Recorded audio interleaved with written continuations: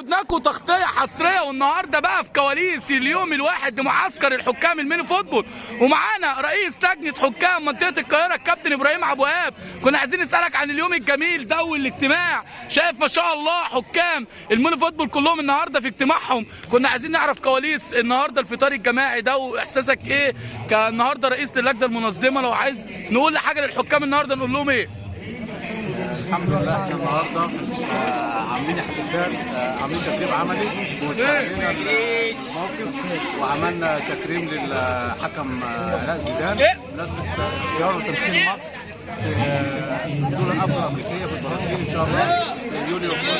ان شاء الله بنبارك لكم وان شاء الله ربنا يكرمك وتشرفنا وتشرف منطقه القاهره، وده فخر لينا وفخر لمنطقه القاهره ان احد حكام القاهره يمثلنا في بطوله دوليه. النهارده بقى لو الحكام بتاعتنا النهارده نضرب لهم مثل بالكابتن علاء زيدان ترشيحه لمنتخب كاس العالم للبطوله الافرو اسيويه، النهارده لو ننصح بقى الحكام ننصحهم بايه؟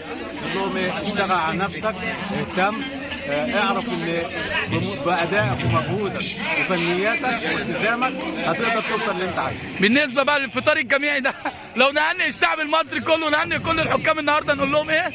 كل سنه وانتم طيبين وربنا يكرمكم. سعيد بلقائي معاك كابتن ابراهيم عبد الوهاب رئيس حكام منطقه القاهره، بالتوفيق.